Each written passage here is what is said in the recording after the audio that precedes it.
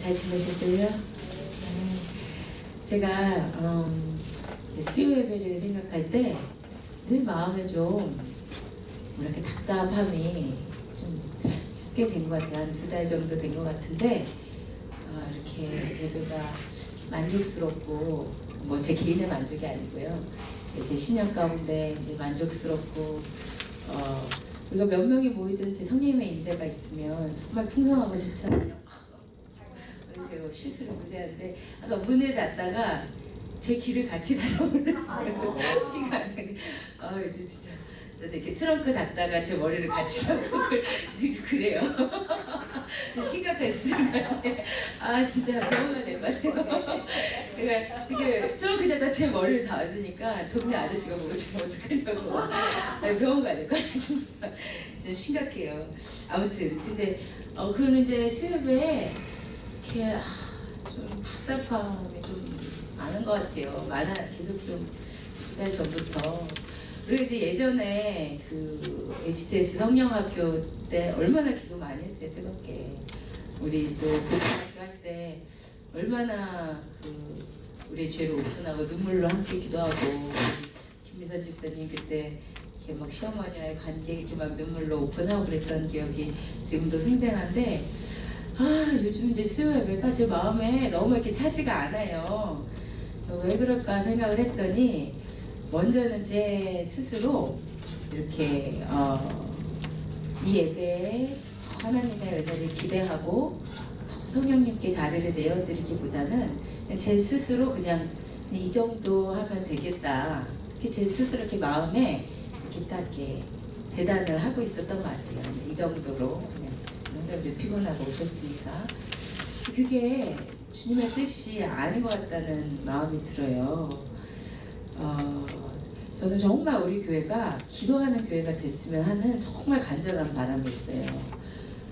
말씀과 기도가 함께 충만한 교회였으면 좋겠고 제가 아무튼 제일 싫어하는 것이 말씀을 지적으로 접근하는 것을 제일 싫어하는데 내가 그런 분위기를 지금 만들고 있지 않나 이런 생각이 좀 들었어요. 제가 이렇게 질문을 드리는 거는 한번 정말 읽어오시라는 의미고 그 가운데서 기도함으로 성령님의 음성을 들어보시라는 의미인데 이게 너무 이제 여기에 부담을 가지시다 보니까 막 공부하시고 찾아보시고 그렇게 하지 마시라는 얘기를 하고 있는 거예요 지금. 그게 제가 정말 원하는 게 아니거든요. 이거 뭐 아니 내가 그 가운데 주님께서 주시는 말씀을 들어야지 뭐 이 설교 저 설교 들어보고 이거 아무 별 의미가 없어요. 나에게 말씀하시는 하나님 들어야 되는데 그렇다고 제가 질문을 안 드리겠다는 건 아니고 찾아보지 마시고 한 번만 읽어보시고 그 가운데 이제 기도하시면서 이런 부분이 있구나 답을 다실 필요는 없지만 깨달음이 좀 있으셨으면 좋겠고 제가 떠먹여 드리는 것보다 내가 이제 말씀을 이렇게 주도적으로 성령님 안에서 묵상하는 훈련도 필요하니까 하는 것인데 좀 그러다가 또 이제 뭐 말씀 암송도 있고 하니까 근데 이제 간식도 있고 하니까 이게 너무 그냥 편안한 분위기. 그래서 이제 제가 컨셉을 바꿨어요. 예전에는 성경 공부와 예배 중간 정도의 컨셉이었다면 이제는 예배와 기도회 중간 정도의 컨셉으로 말씀 안 드릴게요. 외우는 말씀 안 드릴게요. 외우는 말씀을 드렸더니 마음을 준비하면서 오시기보다 막 벼락치기 한 학생처럼 막 외우면서 오시는 것 같아요. 말씀 안 드리고 질문을 드릴 테니까 한 번만 읽어오시고 본문 오늘 보면 한 번만 읽어오시고 그리고 좀 기도를 많이 했으면 좋겠어요. 진심으로 바래요. 원문을 10번 읽어도 잘 안 나옵니다. 근데 한 번이 아닌데요. 10번 읽어도 잘 모르겠어요. 모르시는 채로 오세요 그냥. 아시겠죠? 모르시는 채로 오시고 정말 중요하지 않은 것 같아요. 제가 정말 이런 부분에 어떤 생각의 틀을 좀 잡아드리려는 거지 저희 여러분들이 막 유튜브 찾아보고 이게 생각도 못했어요. 그러실 거를. 제가 그러니까 말이에요. 제가 그런 분위기를 몰고 있었어요. 제 잘못인 것 같아요. 이번 주에 하나님께 여러모로 제가 많이 혼나고 있는데 그래서 이렇게 오시고 우리 예전에 진짜 HTS 할 때 11시까지 기도하셨어요. 제 기억에 11시까지 기도하시고 막 밖에서 11시 15분 헤어지시고 그러셨단 말이에요. 그러니까 오신 분들 중에 한 분이라도 기도하고 싶으신 분이 있으실 테니까 일단 그 예배가 끝나면 죄송하지만 저는 일찍 가야 돼요. 두 명의 그 아이들이 저 때까지 울고 있기 때문에. 근데 하여튼 한 분이라도 여러분 잠깐이라도 주님 이제 1대1로 만나고 가셔야 되니까 이제 불을 강목사님 불을 바로 꺼주시고 음악 이렇게 틀어주시고요. 목사님 네네 그렇게 해주시는데 오늘은 아니래요. 오늘은 저기 오늘은 김영란 사모님 생일 파티가 있어서 오늘은 불을 켜고 다음 주부터는 그냥 교제하실 분들은 이쪽으로 가셔서 하시고 예배 끝나고는 좀 불 끄고 음악 틀어주고 기도하실 분들은 진짜 잠시라도 좀 기도하고 뭐 새벽기도 오실 수 있는 분들도 계시지만 진짜 일주일에 딱 오늘 하루 오시는데 기도 너무 못하시고 가시는 게 너무 안타까워요. 제가 이제 수요 예배 때 기도가 잘 안 되면 제가 금요 기도회를 또 만들지 몰라요. 아무튼 간에 기도하는 좀 교회가 되기를 진심으로 원합니다. 아시죠? 그렇게 하셨으면 좋겠어요. 예, 그러면 오늘 본문은요, 출애굽기 18장만 하겠습니다. 19장 6절까지 너무 길 것 같고요. 우리 출애굽기 18장인데요. 다 읽어오셨으리라고 믿고 해볼게요. 먼저 18장에서 혹시 교회 연약함을 찾으신 분 계세요? 아, 교회가 이런 모습이구나. 18장에 나오지요. 그게 뭐지요? 한 사람에게 의존하는 거. 네, 또요? 한 사람이 모든 거를 다 하다 보니까 비능률적이고 비능률적이고 그쵸. 그것보다도요. 또 뭐 맞는 말씀이신데 이거는 교회가 이제 뭐 시스템 만들면 되는 것이고 이드로가 만들어줬잖아요. 오늘. 근데 그 전에 문제가 뭐가 있죠? 성도가 응. 하나님께 자신의 문제를 하는 모습이 아니라 사람을 통해서. 네. 근데 우리가 이제 영적으로 연약할 때는 사실 그럴 수밖에 없죠. 그죠? 영적 리더에 의존할 수밖에 없는데 그 전에 더 보이는 문제는 너무 싸운다는 거죠. 모세가 하루 종일 재판했다. 이거 뭐냐면 매일 분쟁이 끊이지 않았다는 거죠. 이게 교회의 연약함이에요. 그 부분을 잠깐 말씀드리겠습니다. 그 다음에 두 번째, 이드로가 모세에게 사역에 도움이 되는 조언을 해준 것을 통해 얻을 수 있는 그 영적인 교훈이 있나요? 생각하신 분.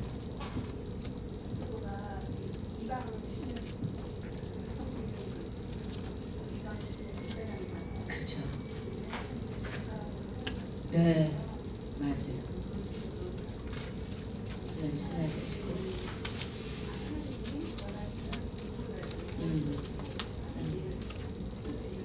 네, 그래요. 하나님께서 원하시면 이방신의 제사장도 사용하신다. 네, 너무 좋네요. 또요? 기독교인들이 한국 기독교인들이 굉장히 폐쇄적이잖아요. 네. 기독교 안에서 이루어지는 그 사람들 목사님의 증거를 기독교 안에서 세상 사람들이 하는 말은 너네가 뭘 알아 이런 식의 들으려고 하지 않잖아요.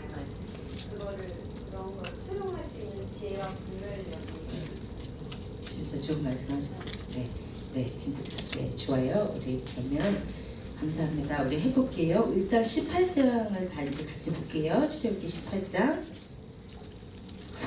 출애굽기 18장 1절에서 12절 사이에 보면 이제 이드로가 방문을 해요.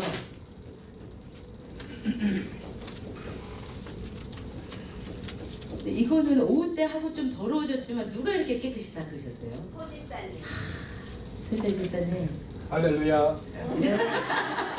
어제 깜짝 놀랐어요. 제가 오늘 이거를 꼭 어떻게 해결해봐야겠다 생각에 미스터 클린을 주문해서 오늘 사갖고 왔는데 너무 깨끗한 거예요. 그래서 오빠 선생님 감동을 하시더라고요.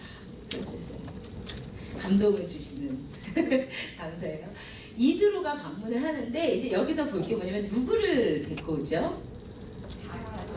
별거 중이던 십보라와 아들 둘을 데리고 왔어요. 그런데 여기에서 우리가 했던 거지만 이제 충격적인 사건, 모세가 별거를 했습니다.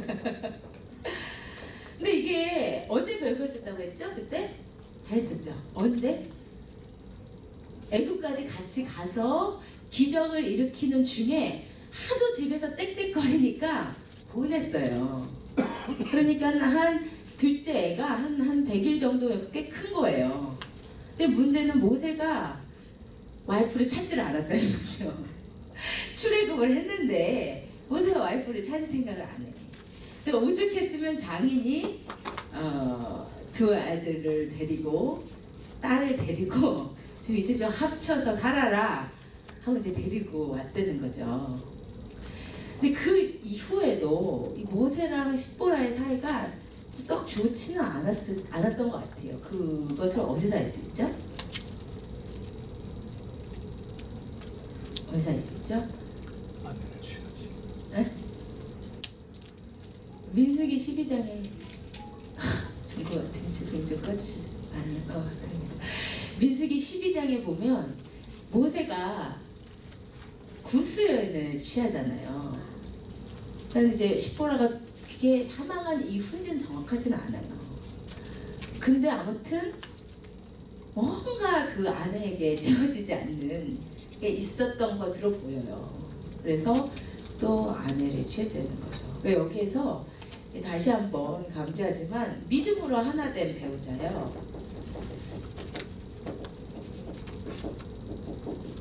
이게 얼마나 중요한가. 근데 특별히 목회자에게서는 이게 너무 중요해요.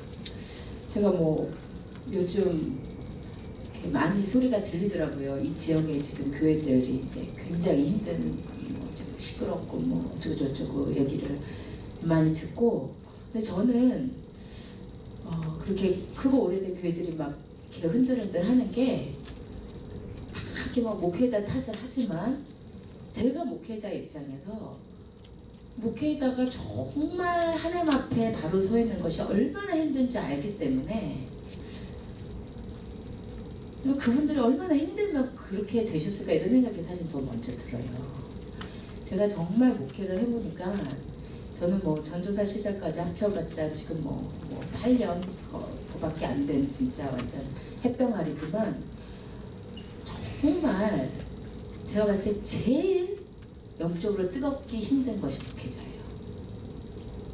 우리가 생각할 때는 목회자는 맨날 하는 일이 성경 읽고 기도하고 설교하고 이런 거니까, 예전에는요 제가 얼마나 목사님들은 좋을까, 나는 이렇게 세상 일을 하면서 세상 공부를 하면서 또 이렇게 기도도 해야 되고 말씀도 봐야 되니까 너무 힘든데 목회자는 기도만 하고 말씀만 보면 되는 거 아니에요.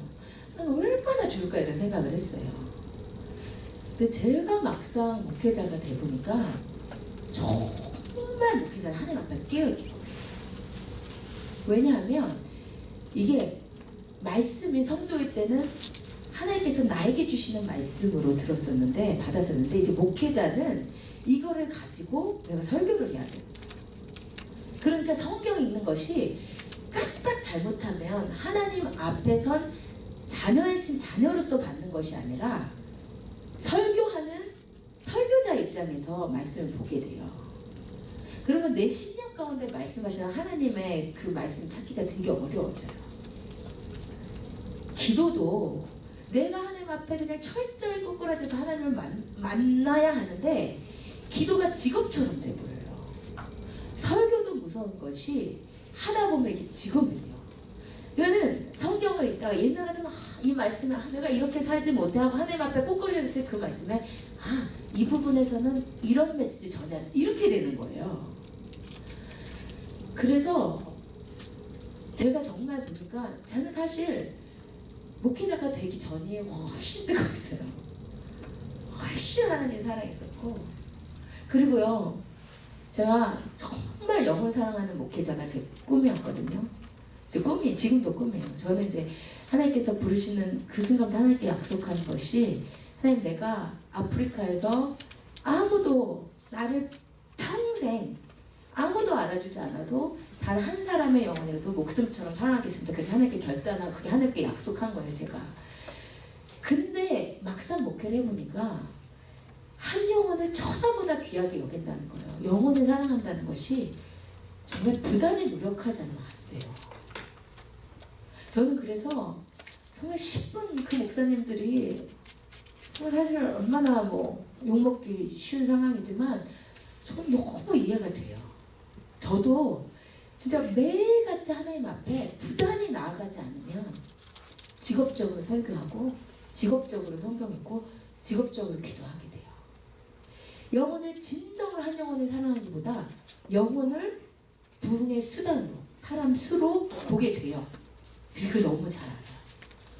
그래서 정말 주님 앞에 끼어 있어야 되고 매일같이 엎드려져야 되고 겸손해야 되고 제일 그게 싸움이에요. 그게 싸움. 제가 목회자로서 성도님을 위해서 기도하지만 그것보다도 먼저 내가 서 있지 않으면 안 되는 건데 넘어지기가 너무 쉬워. 그리고 목사가 되니까 정말 마귀의 공격도 많아요. 요즘 뭐 한국에 그 정말 기대 많이 했던 뭐 라이즈 업 코리아 뭐 이렇게 그 젊은 김도현 목사님 뭐 넘어지잖아요. 진짜 이해가 돼요.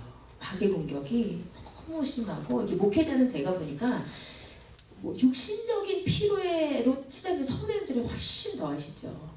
훨씬 더 하시죠. 근데 그 하나님 앞에 서 있지 않을 때 하나님 앞에 서 있을 때는 제일 쉬워요. 목회가 제일 쉬워요. 근데 하나님과의 관계가 흐려지면 세상에서 제일 하기 죽을 맛이 목회예요. 정말이요. 그래서 육신적 피로는 덜하지만 인간적인 그 아픔이 되게 많아요. 사실은. 그리고 오해도 정말 많이 받고 욕도 정말 많이 먹고 정말 스트레스 쌓이는 일이 되게 많아요. 근데 그걸 제가 말 못하잖아요. 제가 누구한테 이런 욕을 먹었어요. 저는 한 번도 말한 적이 없잖아요. 말할 수 없는 거죠. 목회자가 덮어야 되는 거죠. 다. 그러니까 이게 정말 하나님 앞에서 외롭고 힘들어요. 근데 저 너무 감사한 것이 정말 그렇기 때문에 목회자일수록 배우자가 영적으로 깨어서 함께 위로해주고 도와주는 동역자형이 이게 너무 필요하거든요. 제가 보니까. 근데 저희는 조금 어려운 게 제가 보니까 목회자는 사모가 진짜 필요해요. 오 목사님에게도 사모가 필요해요. 저에게도 사모가 필요해요. 우리 둘 다 없어. 둘 다 없고 정말 둘 다 힘들 때는 너무 막 힘들거든요. 사실은. 목회는 진짜 사모가 필요하구나. 진짜 그런 생각이 들어요. 근데 그래도 한 비전을 갖고 목회 아픔을 서로 알고 함께 기도할 수 있는데 모세는 그게 안 됐던 거예요. 얼마나 힘들었을까. 얼마나 힘들었을까. 그 패역한 이스라엘 백성들, 그 무럽다고 돌로 치려는 그 이스라엘 백성들, 하나님 앞에 위로받지만 집에서는 믿음의 배우자와 그것을 기도로 함께 이겨나갈 수 있었어야 되거든요. 모세에게는 그 귀한 기도의 동역자가 없었다는 거예요. 그래서 이 모세 결혼을 다시 한번 생각을 할 때 정말 우리의 배우자가 나와 진짜 믿음에서 하나 되고 기도로 하나 되고 한 영으로 나아가는 것이 너무 중요하고, 여러분 자녀들에게도 저는 정말 그리스도인이면서 불신자와 결혼시키는 그리스도인은 정말 사실 이해하기가 힘들어요. 그거는 평생 얼마나 큰 십자가가 짐인데. 저 어머님은 제가 누구를 좋아해요 이러면 바로 기도하고 만나보지도 않아. 걔는 안 돼. 걔는 마음에 상처가 많아. 너를 아프게 할 사람이야. 좀 무서운 애야. 뭐 이렇게 만나보지도 않고 상태 그냥 바로 얘기를 하시니까 제가 뭐 어떻게 말할 수 없는 거죠. 우리 엄마가 이 사람은 하나님의 뜻이라고 확실히 받은 사람은 오사원 목사님밖에 없었던 거죠. 결혼할 수 있었던 거죠. 그래서 이제 그 부모로서 이제 우리 자식들이 이제 결혼하시는 이제 세대들이 많으시잖아요. 소라는 반드시 하나님이 주신다는 거 만나야 되고. 근데 자식들에게 정말 가르쳐줘야 되는 건 너무 중요해요. 그리스도인이 어떻게 결혼하는지가 너무 중요하고, 제발 자식이 데리고 왔을 때 뭐 외모, 학벌, 뭐 교회 다녀 이 정도 수준으로 보지 마시고 하나님이 내 아이에게 주신 배우자가 맞는지 그것을 받으셔야 돼요. 그래서 저는 오 목사님 만나기 1년 전에 제가 먼저 꿈으로 받고 이틀 후에 저희 어머님이 꿈으로 받으셨는데 이제 오 목사님 얼굴을 본 거죠. 1년 전에 꿈에서. 그렇게 하여튼 저는 근데 하나님이 주신 결혼은 이렇게 당사자들 뿐만 아니라 부모님들에게도 확신을 주신다고 믿어요. 기도 가운데 하나 되고, 물론 부모가 이렇게 하나님의 음성을 순종하지 않으면 하나님의 음성을 거부할 수는 있지만 정말 주님 뜻에 순종하려는 마음을 함께 기도하면 하나님이 모두에게 한 가지 마음 주신다고 믿거든요. 그것 좀 자식들에게 정말 좀 가르쳐주시면 좋겠어요. 예, 그게 이제 모세의 결혼과 관련해서 이렇게 생각을 해야 될 거예요. 별관 배우자를 데리고 왔지만 그 이후에도 십보라랑 이제 사이가 좋았던 것 같지는 않아요. 네. 그 다음에 이제 우리가 이 이드로의 그 방문에서 또 하나는 우리가 이제 지나치게 했던 거니까 그냥 넘어가는데 모세가 이드로에게 하나님을 증거하죠. 처음으로. 그쵸? 40년 동안 살면서 하나님 얘기 못하던 모세가 드디어 하나님께서 하신 일을 다 이야기하니까 모세의 고백이 이랬, 아니 이드로의 고백이 이랬죠. 10절 11절 이렇게 고백합니다. 읽어주세요. 이드로가 이르되 여호와를 찬송하리로다. 너희를 애굽 사람의 손에서와 바로의 손에서 건져내시고 백성을 애굽의 사람의 손 아래에서 건지셨도다. 이제 내가 알았도다. 여호와는 모든 신보다 크심으로 이스라엘에게 교만하게 행하는 그들을 이기셨도다. 아멘. 아멘. 뭐 이드로가 이렇게 고백하는 거야. 하나님을 찬송하리로다. 이게 이드로의 입에서 나와요. 이제 내가 알았다. 네. 근데 이게 무엇을 통해서 가능했냐면 모세가 하나님을 증거했기 때문이다. 그러니까 우리가요 입이요 전하는 입이 돼야 돼요. 복된 소식을 전하는 입이 돼야 돼요. 모세가 예전에는 그 하나님을 그렇게 깊이 경험을 못했기 때문에 자신 있는 증거자가 되지 못했지만 이제 하나님의 은혜를 충분히 경험했기 때문에 그 자신 안에 있는 그 확신, 자신이 경험한 하나님 있잖아요. 그 자신 있게 전하는 거지. 그러니까 이드로가 누구예요? 이드로가 자기가 섬기는 신이 있잖아요. 그 신의 제사장인데도 와 이제 내가 알았다. 네 신이 제일 크구나. 아직 하나님이 여호와가 유일 신이구나 여기까지는 몰라도 네가 섬기는 신이 내가 섬기는 신보다 더 큰가 보구나. 나도 찬송하리로다. 이 고백이 나온 거예요. 여러분 우리가 정말 전하는 입술이 돼야 될 줄로 믿습니다. 근데 제가 보니까 경험을 많이 못해서 하나님에 대한 확신이 없어서 증거를 많이 못하는 것은 이해가 되는데 제가 보니까 본인이 경험한 하나님이 굉장히 많음에도 불구하고 정말 잘 안전하시는 분들이 의외로 많더라고요. 저는 우리가 하나님을 선전하는 데 있어서는 좀 적극적이었으면 좋겠어요. 그리고 영혼을 인도해내는 일에 있어서는 하여튼 적극적이었으면 좋겠어요. 근데 의외로 그러시지를 않아요. 안타까워요. 전하는 입술이 되기를 원하고 우리가 성령 있게 예민하면 예수 그리스도를 새로 뭐 전하는 전도가 아니더라도 그 영혼에게 해줄 말이 나를 통해서 나가거든요. 그런 입술이 됐으면 좋겠어요. 그리고 하루 동안 뭔 말을 많이 하고 살았으니까 쓸데없는 말 많이 하잖아요. 그 말 말고 나를 통해서 하나님의 뜻이 전달되는 그 입술, 예언자 입술이거든요. 그 입술을 가지고 우리가 그렇게 전하다 보면요, 내 안에 확신이 생기고 내 안에 성령님의 기름이 더 강해요. 나한테 줬거든요. 전하는 자가 얻는 축복이에요. 여러분 전하는 입술을 가지세요. 네, 이드로에게 나를 통해 이드로와 같이 하나님을 찬양하는 사람들이 많아지시기를 축복드립니다. 아멘. 그게 이제 이드로의 방문에서 우리가 잠깐 본 거고요.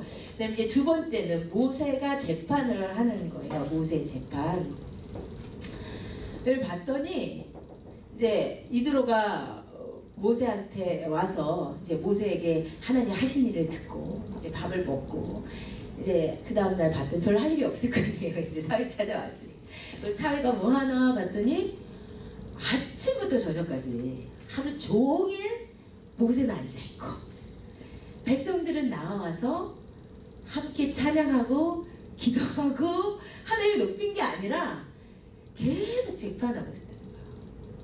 그러니까 뭐냐면 이스라엘 백성 가운데 끊임없는 분쟁이 있었다.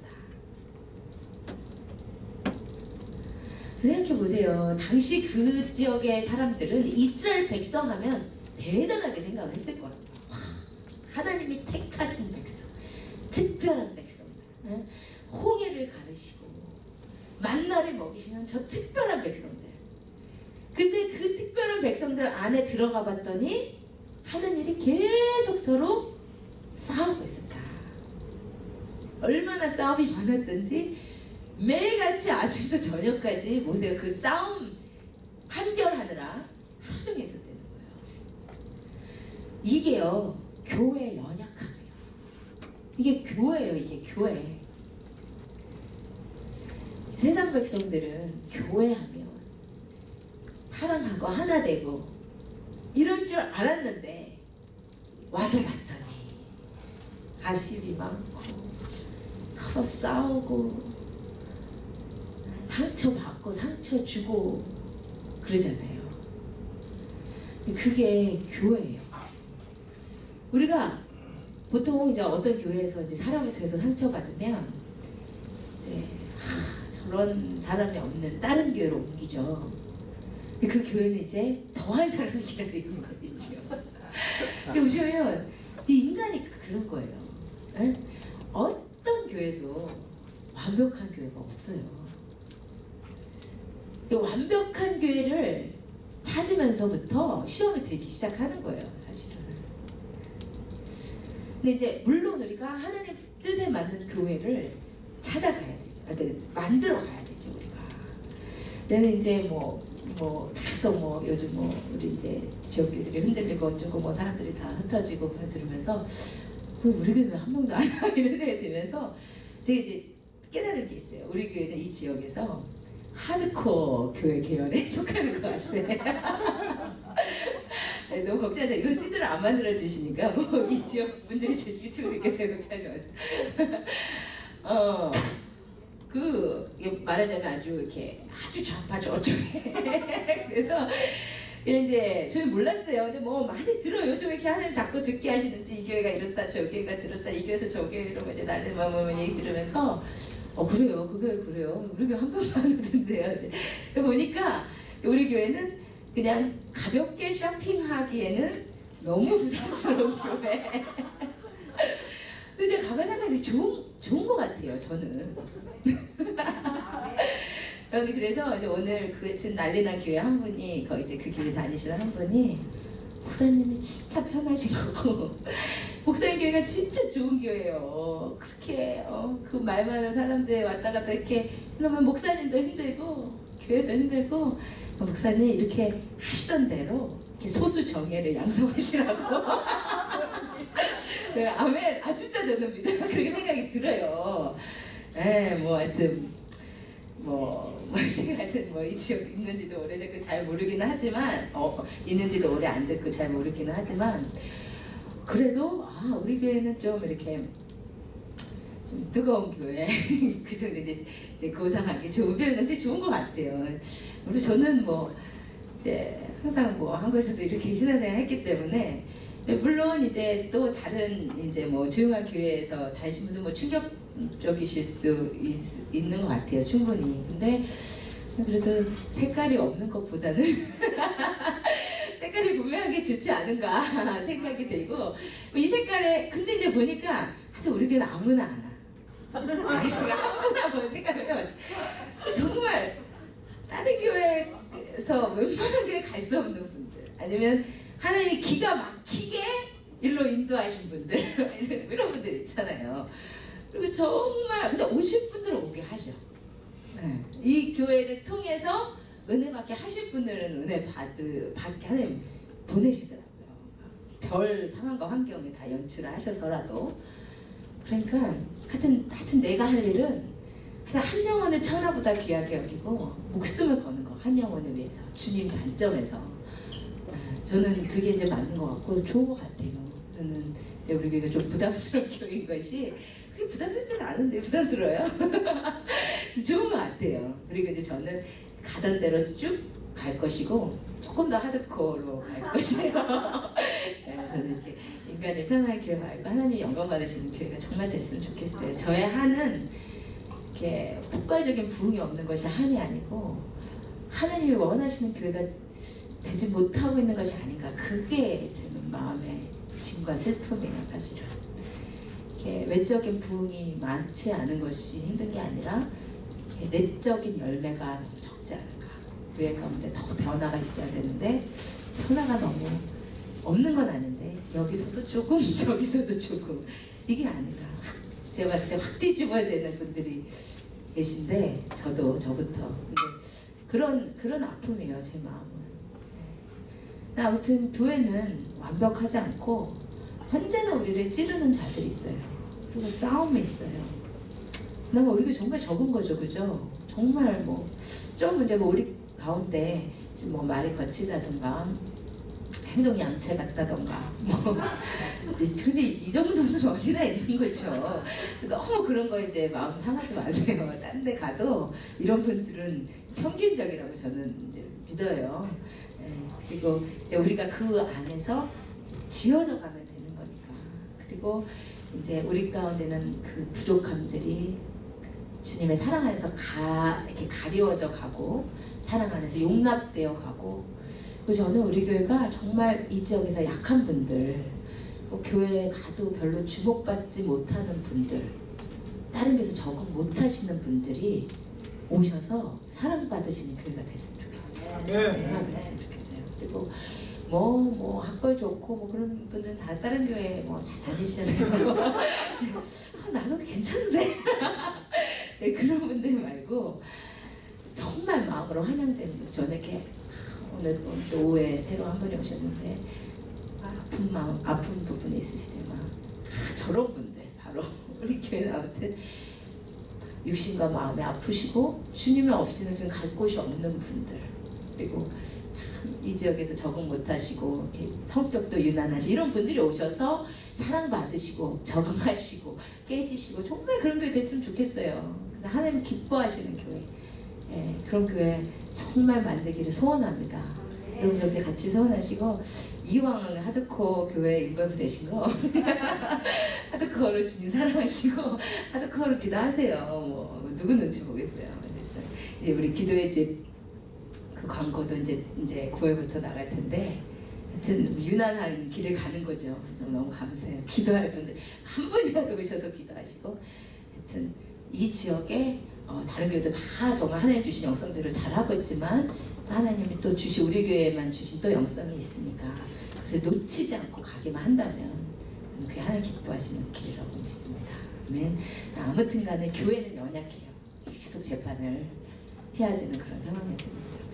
근데 이제 여기에서 우리가 집중을 해야 되는 것은 모세가 재판하는 것을 보고 이드로가 조언을 해준다는 거.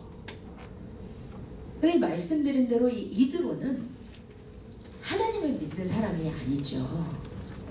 이방 신의 제사장이 이런 상황이죠. 교회인데 교회가 막 지금 시끄럽고 어지러운데 모세가 행정 능력이 약한 거예요. 그래서 오목사님과 저의 이야기거든요. 근데 고백까지만 행정의 능력도 없고 관심도 없어요. 오목사님 더 해요. 저는 이렇게 뭐 시스템을 만들고 뭐 직제를 만들고 이런 거에 제가 뭐 하려고 할 수도 있을 것 같아요. 못할 것 같지는 않은데 포커스가 거기 아니니까 자꾸 이렇게 뒤로 젖혀지고 교회 본질에 좀 충실하고 싶은 거예요. 근데 이제 하나님이 이제 때가 되면 그런 거에 또 은사가 있으신 분을 붙이면 이렇게 좀 보완이 되겠지만, 근데 저는 행정 약해요. 오목사님 더 약해. 시스템에 아주 깡이에요. 근데 모세도 그랬던 것 같아. 이게 좀 괜찮은 지도자는 행정이 약한 거예요, 아시죠? 근데 모세는 그냥 주신 영혼만 케어하는데 이드로가 봤을 때는 이거는 너무 효율적이지 않은 거예요. 모세가 이드로가 뭐라고 하냐면 왜 네 혼자 다 하냐? 이거 너 혼자 계속하다가 이거 너 감당을 못한다. 그러니까 너가 잘 가르쳐서 50부장, 100부장 중간 리더를 세워가지고 그 사람을 통해서 일하게 해라 라고 했어요. 근데 이것에 대해서 이제 어떤 분들은 이드로는 이방신의 제사장이 아니냐, 그러니까 그 이드로의 조언은 영적인 조언이 아니고 그래서 그것을 받아들인 모세는 잘못된 것이다 이렇게 보시는 분들도 계세요. 근데 제가 봤을 때는 그렇지는 않은 것 같아요. 왜냐면 이 이드로의 말대로 만약에 모세가 계속 아침부터 저녁까지 재판했다면 진짜 몸이 견디지 못하죠. 40년 사역 못 제명에 못 죽었을 거예요. 정말 이 스트레스가 아니 재판의 스트레스가 엄청난 거잖아요. 신경 곤두서고 들어야 되는 건데 그 모세가 계속 하루 종일 했으면 너무 힘들었을 거예요. 50부장 100부장을 이 이후로 세우는데 그 이후에 이스라엘이 50부장 100부장 때문에 큰 문제가 있었던 것도 아니고 게다가 신약에 보면 바울의 수제자 바울의 영적 제자인 디모데에게 말하기를 너도 충성된 사람들을 가르쳐서 그 사람을 다른 사람을 가르치도록 하라고 하거든요. 이거 사실은 제자 훈련의 원칙과도 어긋남이 없고 제가 봤을 때 잘못된 조언이 아니었다고 봐요. 근데 저는 여기서 주목하고 싶은 게 뭐냐면 이 이드로의 조언을 모세가 들었다는 데 주목을 하고 싶어요. 우리가 하나님께서 우리에게 말씀을 하세요. 근데 하나님이 말씀하시는 통로는 되게 다양해요. 이제 가장 하나님이 이제 말씀을 많이 하시는 게 이제 성경 말씀을 통해서예요. 우리가 이제 성경을 읽는데 어떤 특별한 말씀이 내 심령 가운데 꽂히는 하나님의 말씀으로 주실 때 그런 경험들 다 있으시죠. 두려워하고 있는데 두려워하지 말라 내가 너와 함께 함이라 이 말씀. 제가 이제 그 아라를 임신하고 병원에 갔는데 유산 확률 90%라고 해서 그 얘기 듣고 집에 와서 말씀 있는데 주님께서 그 말씀 딱 주시더라고요. 내가 임산케 하였은즉 해산케 하지 않겠느냐 그 말씀 딱 주시면서 성경 읽는데 렘만 확 주시면서 마음에 평안 주시는 그런 거 있잖아요. 그렇게 하시거나 아니면 우리가 기도 중에 내가 예전에 읽고 알던 말씀이 다시 렘마로 나에게 신령하게 떠오르기도 하잖아요. 그렇죠? 어떤 경우는 설교 말씀 가운데 목사님이 그 설교를 집중적으로 안 하셨을지라도 어떤 그 설교 말씀 가운데 또 하나님 말씀하시기도 하고 이 성경 말씀이 가장 일반적으로 말씀하시는 통로예요. 근데 이것만 있는 것이 아니고 가끔씩은 하나님께서 하나님의 음성을 심령 가운데 직접 들려주시기도 해요. 이것도 들으셔야 돼요. 제가 뭐 아까 잠깐 얘기 나왔는데 제가 이제 목회 시작하고 이제 우리 교회 시작하고 초반에 욕을 무지 먹었어요. 근데 저는 좀 나름대로 곱게 자라서 욕을 안 먹었거든요, 진짜. 뭐 학교 가서 뭐 선생님한테 한번 욕 들어본 적 없고 친구한테 한번 욕 들어본 적 없고 솔직히 말해서 이제 칭찬을 많이 받으면서 자라서 내 생전 처음으로 목회하고 이제 욕을 얻어먹기 시작한 거죠. 그때 이 지역의 별명이 그 성결교회 여자 전도사 계시면서요. 그 성결교회 여자 전도사. 처음에 그게 난줄 몰랐는데 난 알게 저더라고요. 하지도 않은 말을 했다 그러고 내가 뭐 보내지도 않은 이메일을 보냈다 그러고 기가 막힌 거예요. 그리고 이제 그때 힘든 건 이제 또 지나고 나서 그 다음에 또 언제 힘들었냐면 엘라 임신했을 때 지금도 기억나는 엘라 이렇게 임신해가지고 새벽에 저기 에버그린에서 이제 새벽 기도할 때였는데 그때 울고 있으면 우리 이제 장세명 지사님 항상 오셔가지고 너무 안쓰러워서 뒤에서 그렇게 같이 이렇게 안수 기도 저를 많이 해주셨어요. 근데 그때도 안 했는데 내가 했다 그러고 하면 너무 힘든 거예요.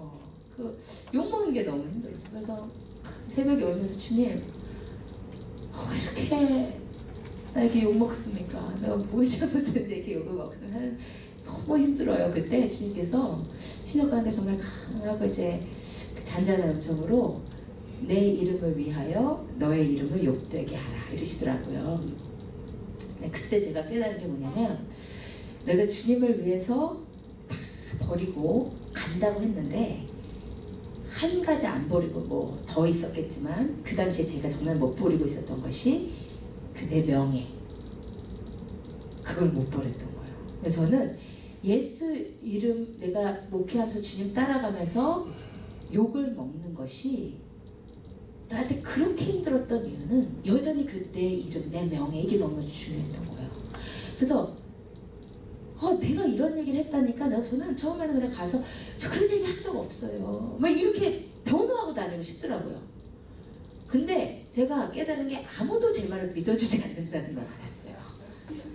난 그런 말 한 적이 없는데 이미 사람들은 나쁘게 듣고자 하기 때문에 진실을 들으려고 하지 않더라고요. 그래서 제가 딱 그만뒀어요. 제가 사람한테 하소연하는 거를 잘 안 했어요. 그 말을 딱 그만두고 주님 앞에 매달렸어요. 근데 주님께서 가르쳐 주네요. 이게 내 훈련. 내가 예수님 따라가면서 여전히 나는 사람들한테 좋은 사람이기를 바라고, 여전히 사람들에게 나는 괜찮은 사람들을 바라고, 주님을 위해서 제가 욕을 먹고 나쁜 사람이 되는 것을 견디지를 못하고 하는 저를 봤어요. 주님께서 당신의 이름을 위해서 너가 주님 따라가면서 너를 욕되게 하는 이 이름을, 그래서 그때부터 제가 그 음성 듣고 정말 감사히 그 다음부터 누가 내가 어쨌다고 해도 제가 그랬대요, 그게 저래요, 그러고 그냥 넘기는, 주님이 다 아시니까. 근데 그 우리가요, 어려움과 아픔 가운데 하나님의 음성이 오면 정말 생수를 마신 것처럼 살만하잖아요. 그때는 이제 누가 뭐라고 해도 상관없어요. 누가 뭐라고 해도 상관없어요. 근데 이게 처음에는요, 그 하나님의 음성이 되게 세미하게 들려요. 처음 들을 때는요, 이게 정말 이렇게 정말 단어 하나, 문장 하나. 근데 이게 하나님의 음성을 이렇게 들으면 들을수록 하나님이 그 음성도 풍성하게 들려주시더라고요.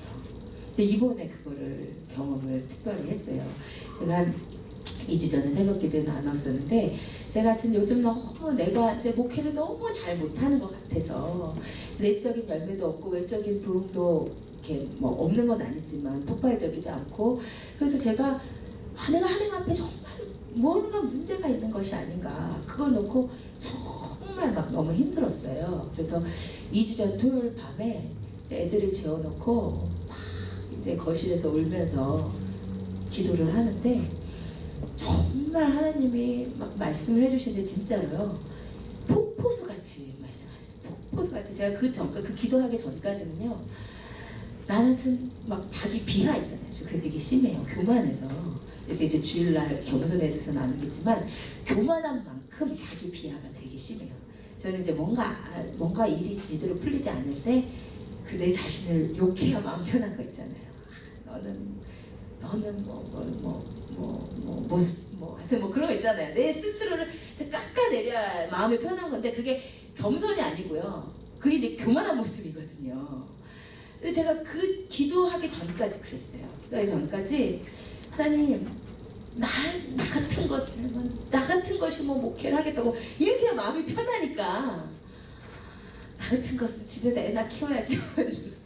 어떤 분이 나한테 집에서 애나 키우지 이러시더라고요. 그 말이 또 많아요. 하나님 막 이랬어요, 제가. 근데 저는 한 번도 그렇게 생각 안 했어요. 근데 기도 중에요, 정말 눈물로 하나님께 나아가는데, 정말 그 주님께서 폭포수 같은 음성을 들려주시는데, 내가 너를 믿기 때문이다. 저 정말 그렇게 생각 안 해봤어요. 하나님 나를 믿으신다고. 내가 너를 믿는데 뭐를 믿으신다고 그러시냐면, 제가 아까 말씀드린 처음 내가 목회자로 헌신할 때 했던 그 약속. 평생 제가 아프리카에서 한 영혼만이라도 이름 없이 섬긴다 해도 목숨을 다해서 섬기겠습니다. 그 기도를 하나님 기억하셨다는 거예요. 여러분, 기도를 잘하셔야 돼. 제가 그때 실수한 거예요. 그때 하나님, 내가 메가처치 목회자가 되겠어, 이렇게 했어야 되는데 그 기도를 들으셨다는 거예요. 그리고 하나님께서 영적 불모지 같은 이곳에 너가 약한 한 영혼을 천하보다 귀히 여기고 사랑할 줄 믿기 때문에 저를 이곳에 보내셨다는 거예요. 근데 그러면서 엄청난 위로를 해주시고, 나는 부족해, 나는 못해, 이런 저였는데 내가 너를 믿기 때문이야. 근데 그 말씀을 들어주시는데요, 진짜 날아갈 것 같아요. 하나님 나를 믿으시다니. 하나님께서 나에게 원하시는 것이 외적 부흥을 원하시는 게 아니구나. 내가 주님이 주신 이 사역지에서 한 영혼을 진심으로 사랑하길 원하시는구나. 그리고 그 기도 가운데 하나님께서 내 안에 영혼을 사랑하는 마음이 흐려진 걸 보여주셨어요. 나는 영혼을 보면서 왜 안 변화되지? 이런.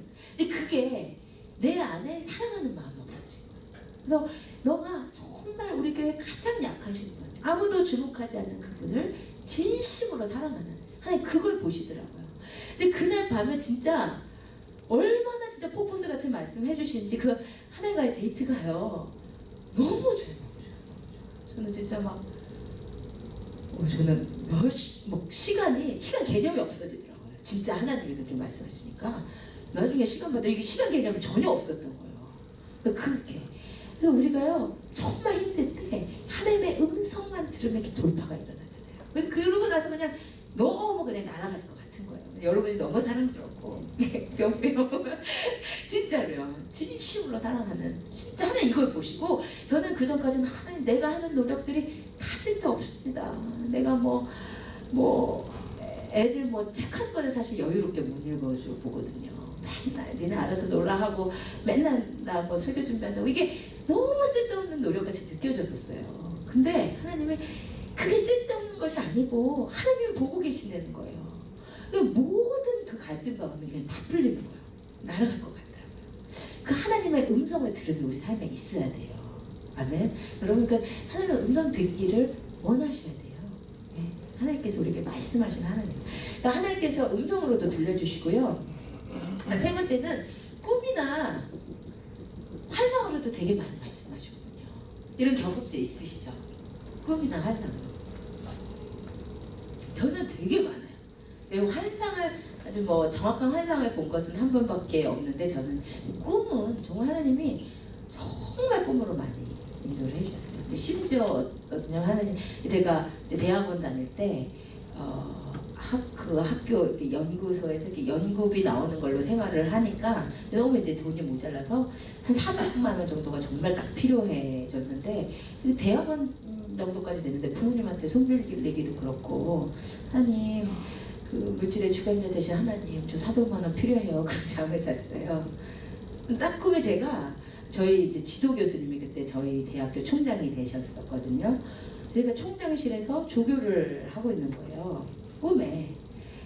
그리고 이제 그 꿈을 꾸고 일어나서 하나님이 이거 하라고 하시네. 왜냐면 한 2달 정도 전에 총장실에서 연락이 왔었어요. 저보고 총장실 조교를 하라고. 근데 저희 그 지도 교수님이 얼마나 제 일을 정말 많이 시키는 분인지 알기 때문에 제가 안 한다고 했었거든요. 근데 꿈에 제가 총장실 조교를 하고 있더라고요. 2달이나 지났으니까 사람이 안 채워졌을 리가 없는데 그 꿈을 꿔서 전화를 했어요. 총장실 조교 자리 아직 있냐고. 아직 있다고. 페이가 얼마냐고 그랬더니 400만 원이래요. 그래서 제가 꿈을 믿고 하나님이 하라고 그러셨으니까 일을 또 하나님 감당하게 하시겠지 하고 한 거예요. 한 학기 동안 하루에도 안 했어요. 어떻게 행정적 착오가 있었는지 400만 원 받고 일 하나도 안 했어요. 그렇게 하나님 저는 꿈으로 너무 이렇게 많이 정말 이렇게 많이 보여주세요. 얼마 전에 어떤 일이 있었냐면 제가 사실 여러분들은 설교를 들으시면서 이제 은혜를 받으신다 이렇게 삶이 변하신다 하지만 저 개인적으로는 너무 이렇게 설교에 대해서 제 설교에 대해서 이렇게 뭐랄까 반성을 더 많이 해요. 네, 얼마 전에 어떤 생각이 들냐면 내가 정말 성령님께 완전히 민감한 설교를 하고 싶다. 근데 맨날 이렇게 정해진 본문이 있고 정해진 원고가 있으니까 성령께서 주시는 감동을 마음껏 나누지 못하는 답답함이 있는 거예요. 그래서 그때 정말 주님 내가 주님께 100% 의존하는 정말 목회자가 되고 싶습니다 하면서 주님 제가 누가복음을 그냥 중단하고 제 성경 그게 안 되거든요. 시작하고 끝이 맞아야 되는데 누가복음을 중단하고 매주 주님께서 주시는 말씀을 하겠습니다.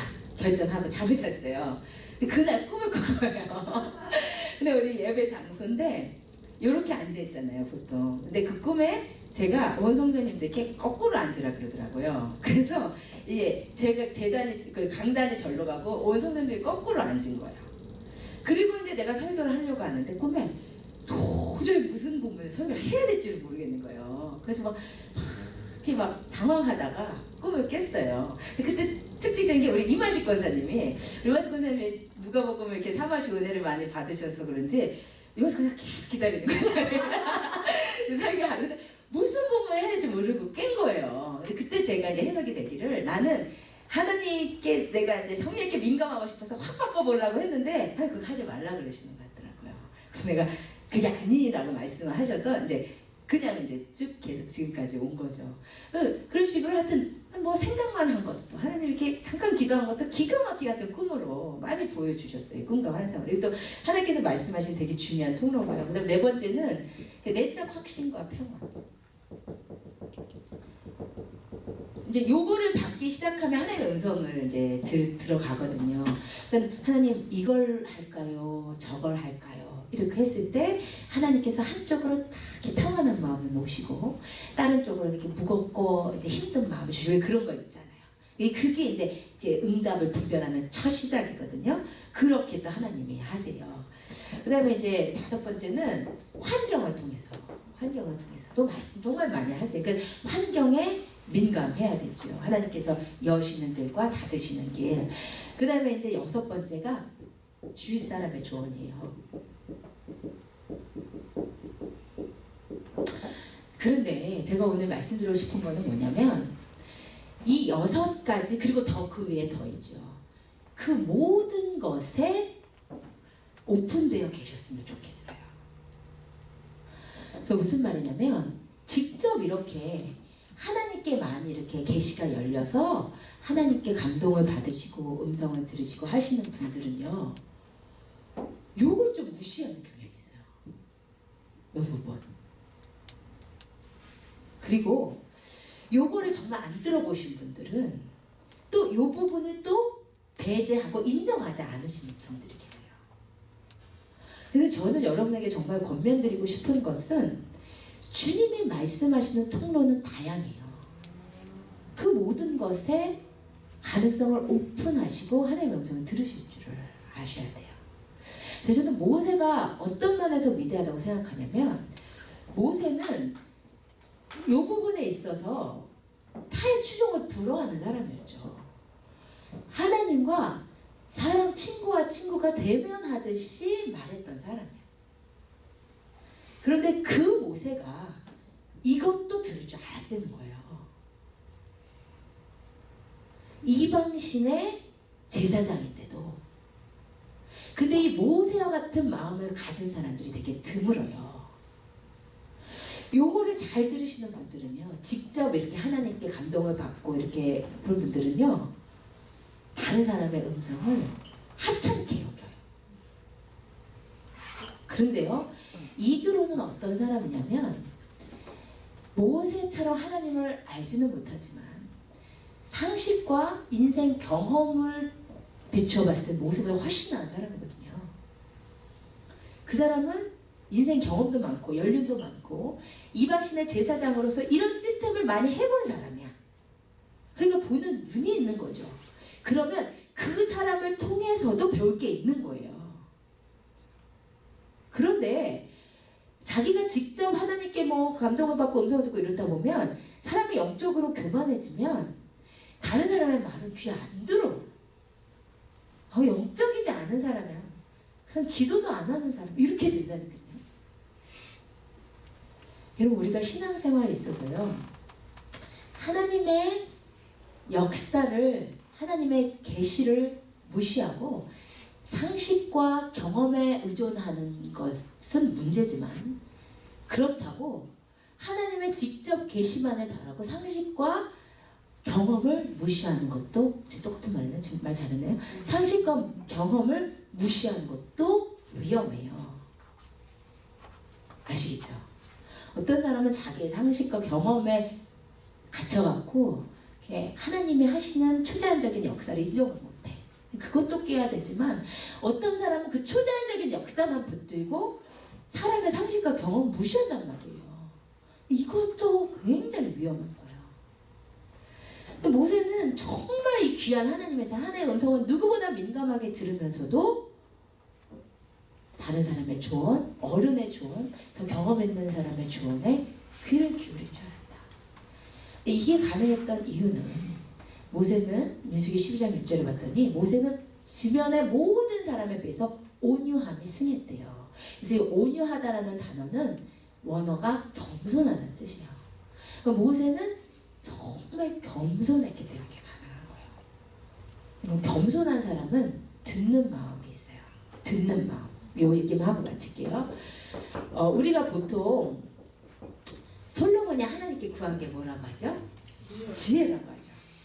말씀을 찾아볼게요. 지혜를 구했는지요. 열왕기상 3장 9절.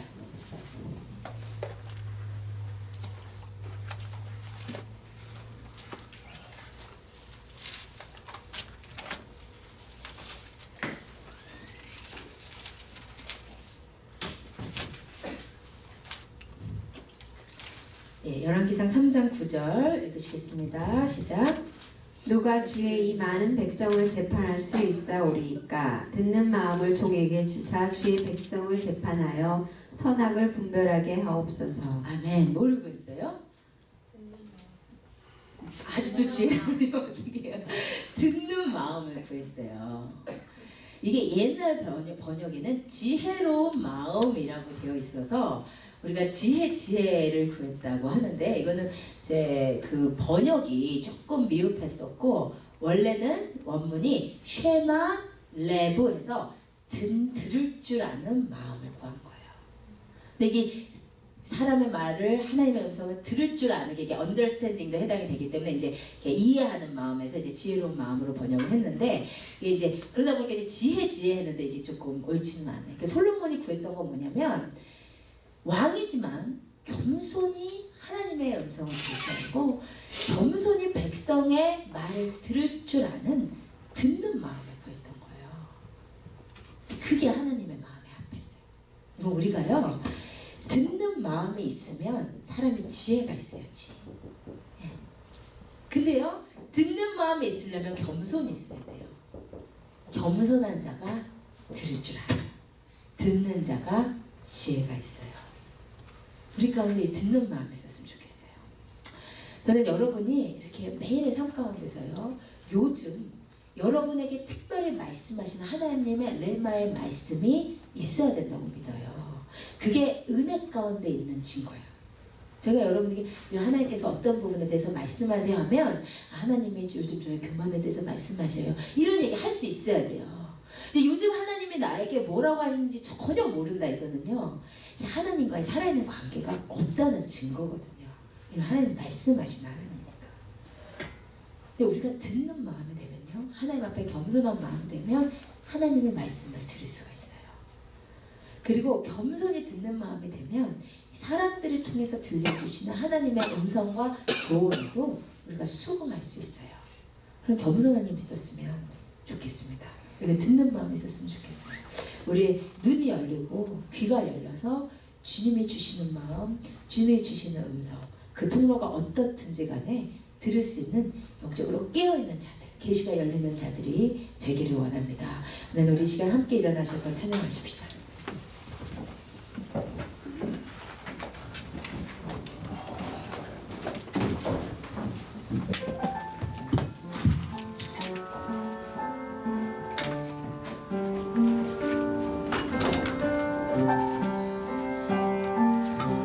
주님 앞에서 심령이 되십시다. 우리 주님 바라보십시다. 우리 주님 앞에 구하십시다. 주님, 내 눈을 열어주시옵소서. 하나님, 제가 세상 것만 바라보는 이 눈이 닫히고 주님만 바라볼 수 있도록 제 눈을 열어주시옵소서. 주님, 제 귀를 좀 열어주시옵소서. 하루 종일 세상에 시끄러운 소리만 가득 들었는데, 그 세상의 쓰레기 같은 소리들을 하나님께서 다 정리시켜 주시고 주님의 음성 들을 수 있도록 하나님 내 귀를 열어 주시옵소서. 이렇게 소원하시면서 이제는 함께 부르시겠습니다.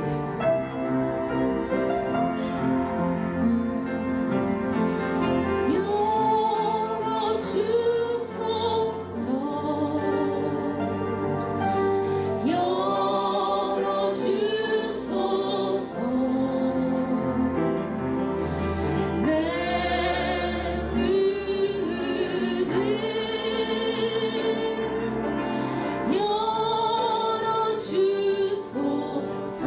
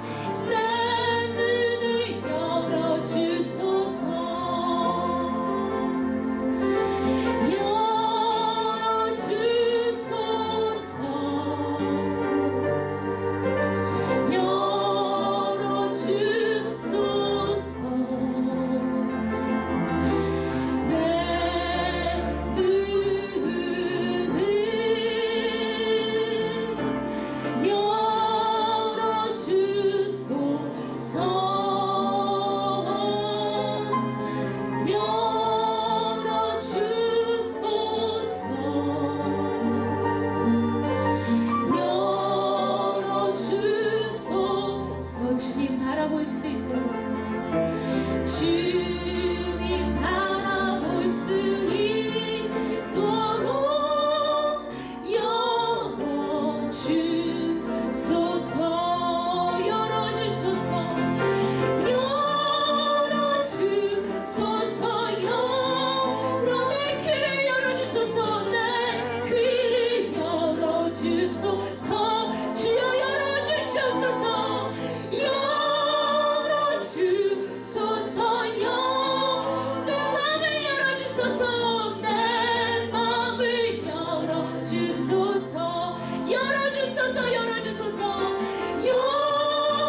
열어주소서 열어 내 눈을 열어주소서 내 눈을 열어주소서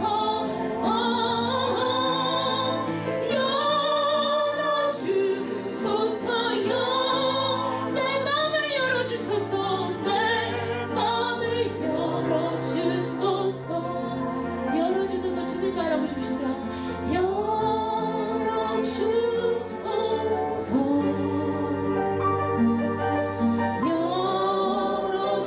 열어주소서 내 눈을 내 눈을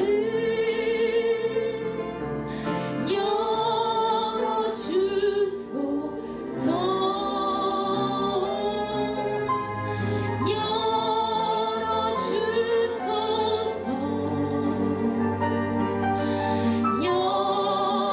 열어주소 주님 바라볼 수 있도록 주님 바라볼 수 있도록